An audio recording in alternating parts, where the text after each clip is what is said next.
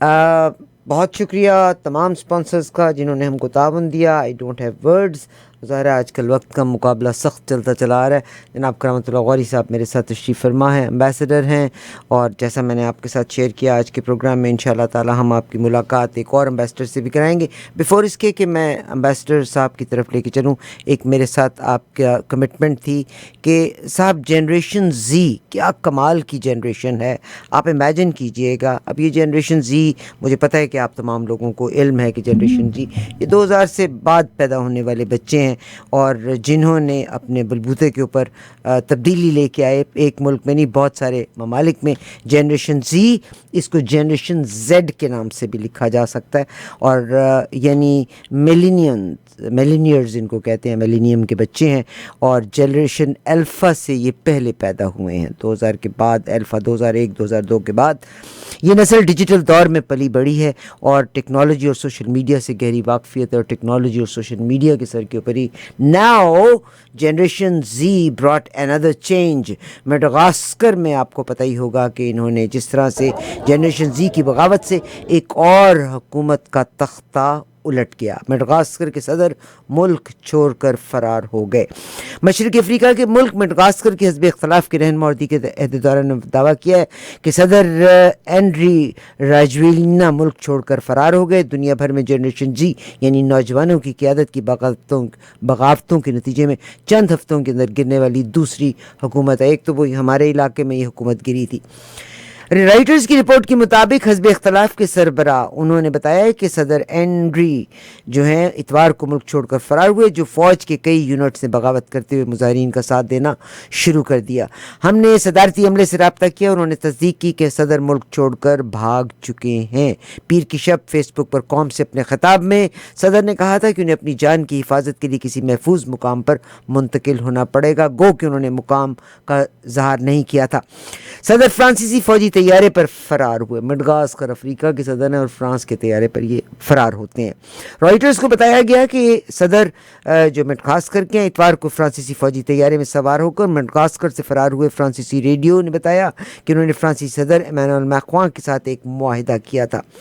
مصر میں غزہ جنگ بندی کی کانفرنس کے بعد صحافیوں سے گفتگو میں میکرون نے کہا کہ وہ فی الحال اس کی تصدیق نہیں کر سکتے کہ فرانس نے فرار ہونے میں مدد دی، اپنا طیارہ فراہم کیا کہ نہیں کیا. تاہم انہوں نے زور دیا کہ مڈغاسکر میں آئینی نظام برقرار رہنا چاہیے. اگرچہ فرانس نوجوانوں کے مطالبات کو سمجھتا ہے، لیکن انہیں فوجی دھڑوں کے ذریعے استعمال نہیں کیا جانا چاہیے. فوجی ذریعے کے مطابق فرانسیسی فوج کا ایک کاسا طیارہ اتوار کو سینٹ میری ہوائی اڈے پر اترا اور 5 منٹ کے بعد ایک ہیلی کاپٹر ایک مسافر کو طیارے میں منتقل کیا، اور یہ مسافر مڈغاسکر کے صدر تھے. جنریشن زی کا دوسرا کمال within weeks.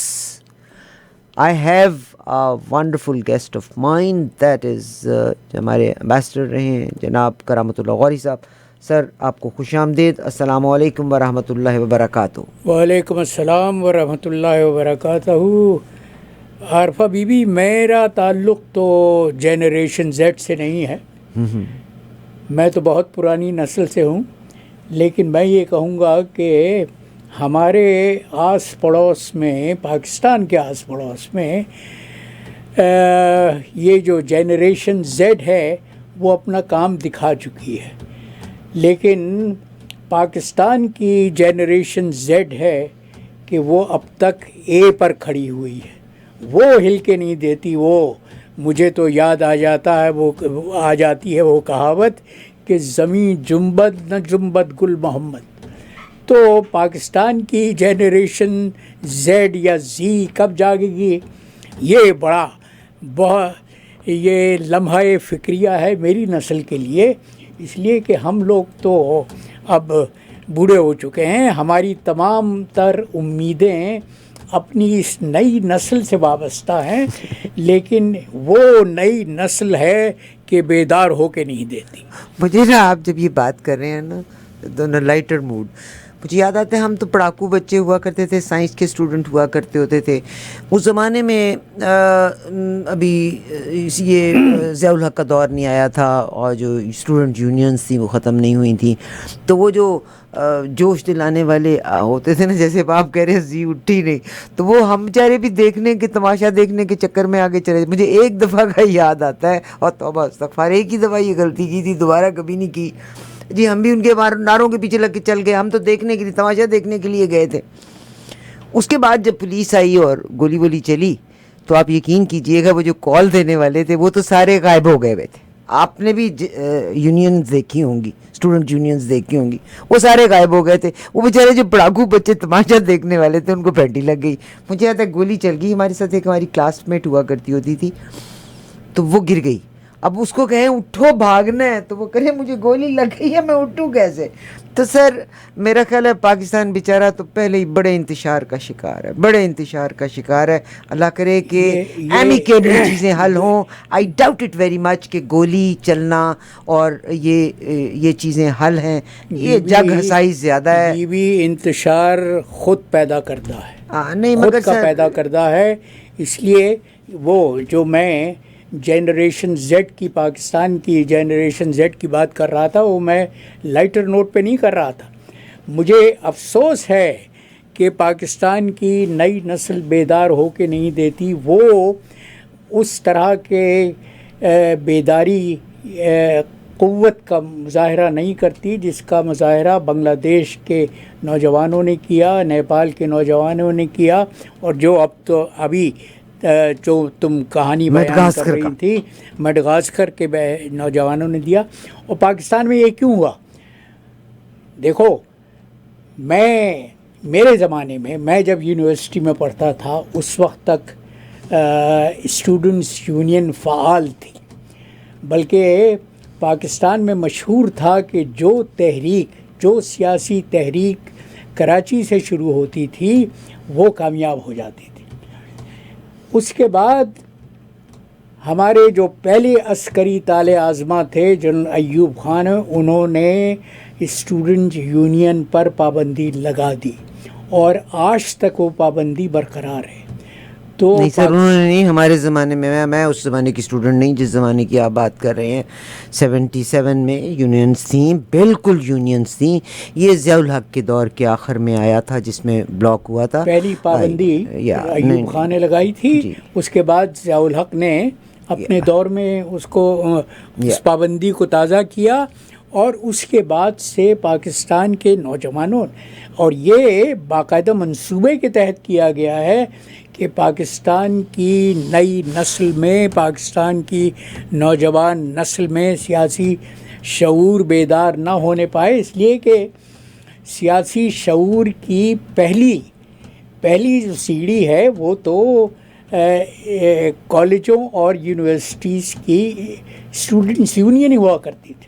مجھے یاد ہے 1960 میں جب بی ایس سی کر رہا تھا تو جبل پور میں فسادات ہوئے تھے ہندوستان میں. سر پرانی باتوں کو چھوڑیں, ہم آج کی بات کو کرتے ہیں.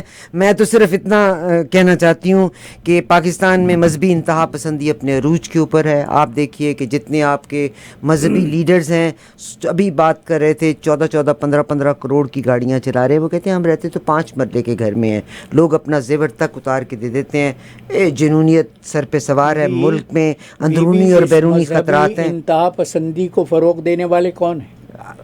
سر یہ تو پاکستان بنا, جب پاکستان بھی بنا تھا نا. عمران خان کے دور حکومت سے پہلے جب اسی تحریک لبیک پاکستان نے اسلام آباد کا گھیراؤ کیا تھا تو وہ تو ریکارڈ ہے کہ ان کو پیسے دینے والے ISI کے افسران تھے. ٹھیک, مگر سر جب پاکستان بنا تھا تو مذہبی جماعتوں نے ہی پاکستان بننے کی مخالفت بھی کی تھی. لیکن مذہبی بہت سے مذہبی رہنما تھے جنہوں نے پاکستان کی بھرپور حمایت کی تھی. ٹھیک, بہت شکریہ. اور ابھی سوال ایک بڑا عجیب سا آیا ہے. آف کورس صاحب کچھ بھی نہیں کر سکتے, ہم کچھ بھی نہیں کر سکتے. 9977 can you tell me where Khalid میرز kids definitely tell you later on. Sir مجھے اس وقت بتائیے گا کہ آج پاکستان ظاہر ہے پہلے ہمیں صرف ایسٹرن بارڈر سے کنسرن تھا. Now we are internal Pakistan میں پرابلم تحریک لبیک کے ساتھ بھی ہے, اور ہمارا ویسٹرن بارڈر کے اوپر بھی اس وقت حملے جاری ہیں. ہندوستان کے لوگ بڑے محب وطن لوگ ہیں, میں ان کو اپریشیٹ کرنا چاہتی ہوں, اور ہندوستان حالانکہ پسپائی کے بعد افغانستان سے نکلا, مگر آج افغانستان نے پریفر کیا کہ, اور امریکہ نے پاکستان میں اسی وزیر خارجہ کے آنے پہ پابندی لگائی مگر انڈیا پہ پابندی نہیں لگائی. اس کو آپ کیسے ایلیبوریٹ کریں گے؟ بیکاز تیسری طاقتیں ہم کو استعمال کرتے ہوئے کس نہج کے اوپر لے کے جا رہی ہیں؟ دیکھو ہماری عسکری قیادت اور سیاسی قیادت کی عقل پر مجھے ماتم کرنے کو دل چاہتا ہے. ان کی عقل پہ پردے پڑ گئے ہیں کہ ہم یہ کہا کرتے تھے, ہمارے عسکری قائدین یہ کہا کرتے تھے کہ افغانستان تو ہمارے لیے جائے پناہ ہے, ہمارے لیے اسٹریٹجک فال بیک پوزیشن ہے, اس لیے کہ ہندوستان سے ہماری ازلی دشمنی ہے. اور خدا نہ خواستہ اگر کوئی ایسا موقع آ جائے کہ ہندوستان کے حملے کے بعد ہمیں پسپا ہونا پڑے, تو ہم افغانستان میں جو ہمارے لیے پچھواڑا ہے, ہمارا آنگن ہے, ہمارا بیک یارڈ ہے, ہم وہاں جا کر پھر اپنی قوت کو مجتمع کر سکتے ہیں, ری گروپ ہو سکتے ہیں, اور وہاں سے پلٹ کر ہم اپنے دشمن پر وار کر سکتے ہیں. اب یہ ہوا ہے اس عسکری قیادت کے ہاتھوں کہ ہم نے اس پچھواڑے سے لڑائی شروع کر دی ہے, جنگ مول لے لی ہے. ہم نے تو اپنے آپ کو اپنا اسیر خود بنا لیا ہے, اور افغانستان کی قیادت کی داد دینی پڑتی ہے کہ انہوں نے ایسے وقت میں ہمارے دشمن کے ساتھ پینگے بڑھانے کی تدبیر کی, اور اس دشمن نے افغانستان کے وزیر خارجہ کو خوش آمدید کہا, ان کی پذیرائی کی, اور یہاں تک ہوا کہ وہ ان کو دارالعلوم دیوبند لے گئے. دارالعلوم دیوبند جو ابھی تم بات کر رہی تھی نا کہ پاکستان کی تحریک کی مخالفت کا جو گڑھ تھا وہ دارالعلوم دیوبند تھا. دارالعلوم دیوبند کی قیادت تو پاکستان کے نظریے کے خلاف تھی, پاکستان کی تحریک کے خلاف تھی.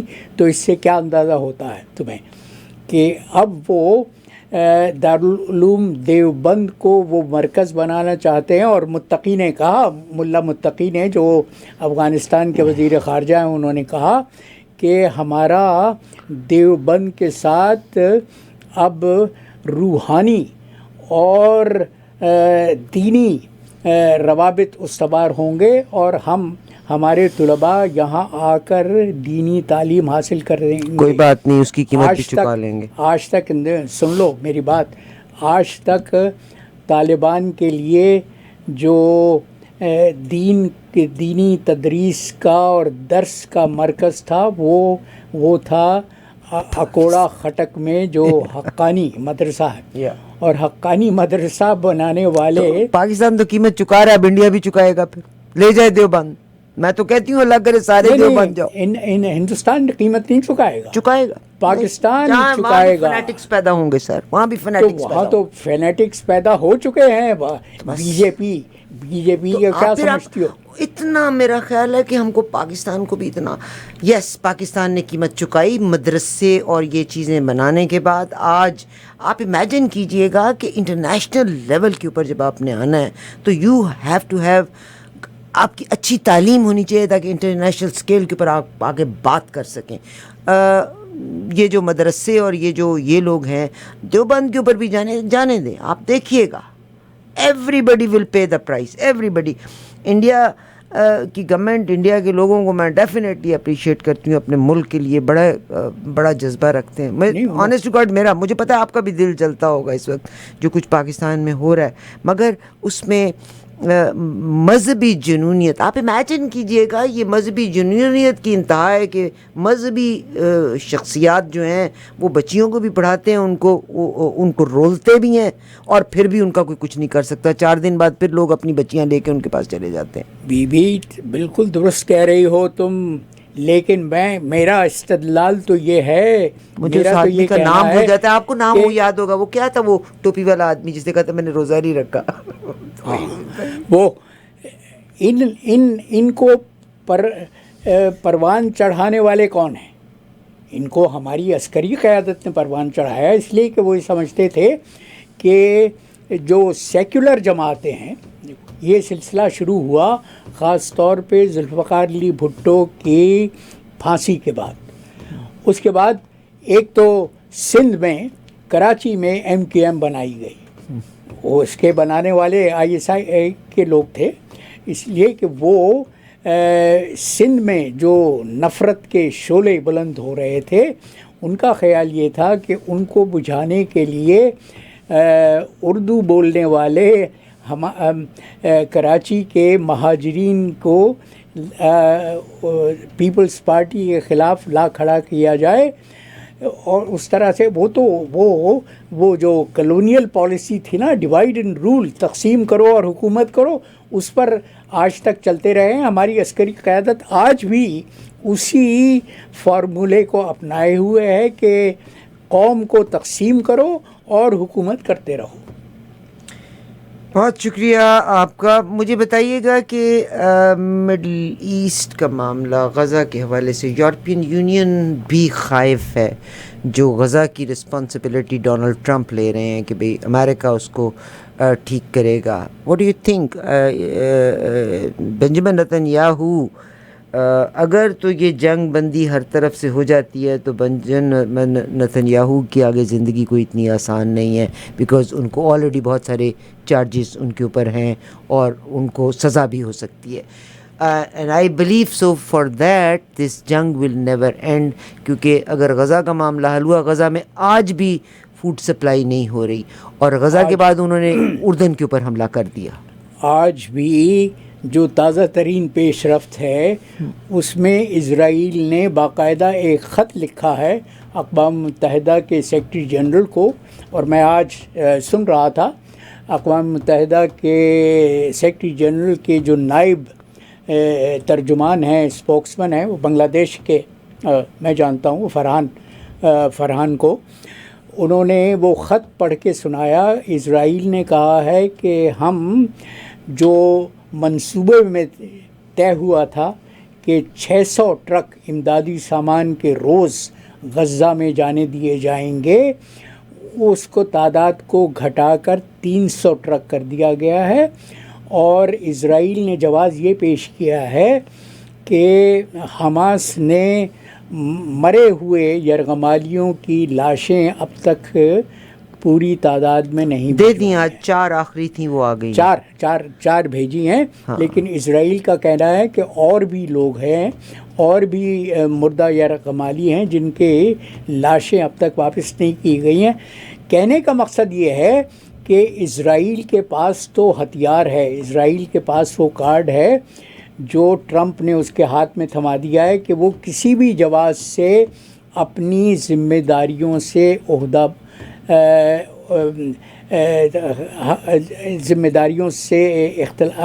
انکار کر سکتا ہے، انکار کر سکتا ہے. ان کو ذمہ داریوں کو پورا کرنے سے اپنا دامن چھڑا سکتا ہے. اور اس کا ثبوت یہ ہے کہ اسرائیل نے نہ صرف یہ کہ امدادی ٹرکوں کی تعداد آدھی کر دی ہے، بلکہ یہ کہا ہے خاص طور پہ کہ تیل اور گیس بالکل نہیں بھیجی جائے گی، سوا وہ جو اسٹریٹجک کمیونٹی کے ادارے ہیں، یعنی بجلی چلانے والے یا پانی صاف کرنے والے اداروں کو تو ضرور گیس فراہم کی جائے گی، لیکن اس کے علاوہ اسپتالوں کو اور بیکریوں کو تیل اور گیس بالکل نہیں فراہم کی جائے گی. تو خلاف ورزی تو شروع ہو چکی ہے، اور ٹرمپ اور ٹرمپ اور نیتن یاہو نے آپس میں جو مل کے کھچڑی پکائی ہے اس نے 57 اسلامی ممالک کو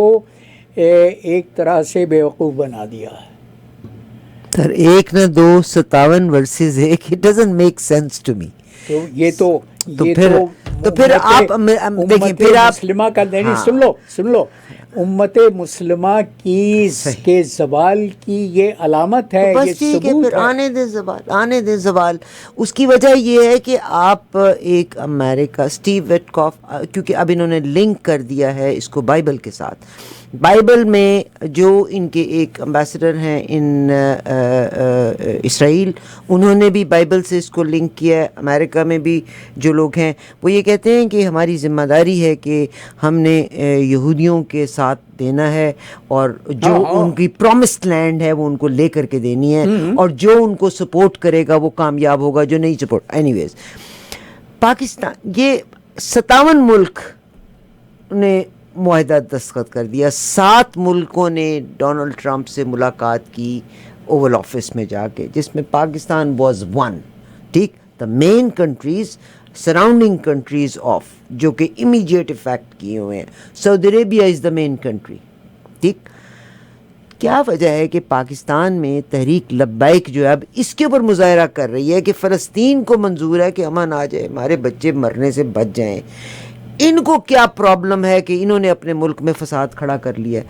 یعنی خود آپ کے پاس فورن کنٹریز کی کرنسیز بھی ہیں. آپ کو یاد ہوگا ایک زمانے میں فرانس کے ساتھ جھگڑا ہوا تھا, وہ profit piece be upon him کی اسکیچز کے حوالے سے, تو جی انہوں نے کہا جی امبیسڈر کو واپس کر لو. یعنی جتنے کے جتنے یہ تحریک لبیک والے ہی تھے, آج بھی یہ یہی کر رہے ہیں کہ آپ نے اپنے ملک میں توڑ پھوڑ کر کے اپنے ملک میں انتشار پیدا کر دیا ہے. وہ جو عرب کنٹری, سراؤنڈنگ عرب کنٹریز, اگر ان کو قبول ہے تو آپ تو اپنے گھر کے مسئلے حل نہیں کر سکتے, تو یہ نیا مسئلہ کہاں سے کھڑا کر کے بیٹھ گئے ہو تم؟ نہیں تو یہی تو میں کہتا ہوں کہ افسوس کا مقام ہے بی بی کہ ان رجت پسند مذہبی تنظیموں کی سرکاری سطح پر سرپرستی ہوتی رہی ہے, اور اس کا خمیازہ ہمیں بھگتنا پڑ رہا ہے, ملک کو بھگتنا پڑ رہا ہے, قوم کو بھگتنا پڑ رہا ہے. لوگوں کو عقل نہیں ہے کہ مذہب کے نام کے اوپر لوگوں کو جو لیڈرز ہیں وہ بے وقوف بنا رہے ہیں. کیا اس کا لوگوں کو احساس نہیں؟ بھی پاکستان کا سب سے بڑا مسئلہ تو جہالت ہے.